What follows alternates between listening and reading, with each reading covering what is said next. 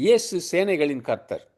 நமது யுத்த வீரர் ஆகிய இயேசு தன்னுடைய ஆயுத சாலையிலே பல ஆயுத வர்க்கங்களையும் யுத்த முறைகளையும் வைத்திருக்கிறார்.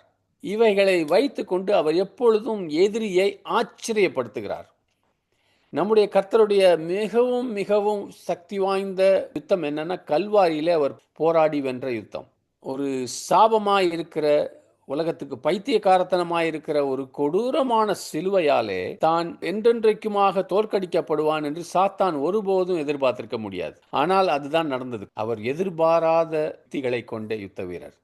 அப்படியானால் இந்த இந்த யுத்தத்தை என் ஆண்டவர் நடத்தி செல்லும்படியாக, வெல்லும்படியாக நான் ஏன் விட்டுவிடும்? ஏனென்றால் அவர் எப்போதும் எதிர்பாராத ஆயுதங்களாலும் புதுமையான யுக்திகளாலும் எதிரியை ஆச்சரியப்படுத்துகிறார்.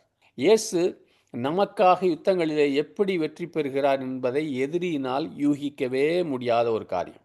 ஆமேன். இயேசு உன்னுடைய யுத்தங்களிலே ஈடுபடட்டும். அவர் உன் எதிரியை ஆச்சரியப்படுத்தி மூழ்கடிப்பார்.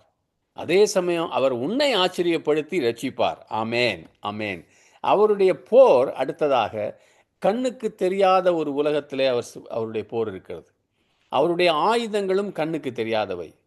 ஆனால் அதுக்கு மறுபுறத்தில் நாமோ நமக்கு இருக்கிற வரையறுக்கப்பட்ட அறிவோடு நம்முடைய 5 புலன்களாலே நாம் பார்க்கும் சூழ்நிலையை எதிர்த்து போராட முயற்சிக்கிறோம்.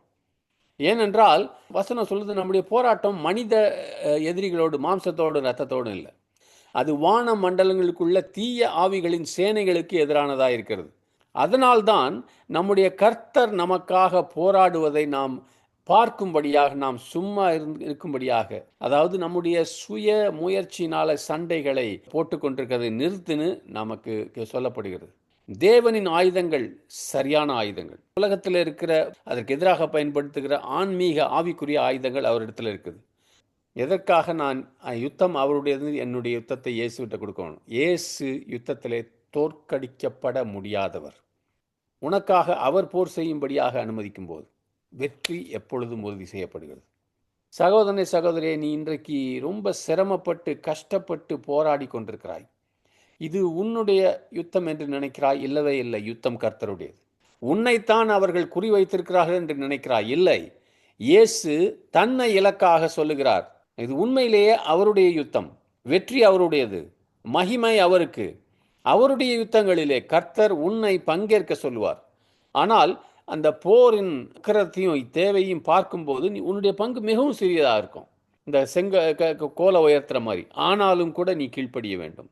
அப்பொழுது அவர் தன்னுடைய வல்லமையினாலே கோட்டைகளை நிச்சயமாக இடித்து தள்ளுவார்.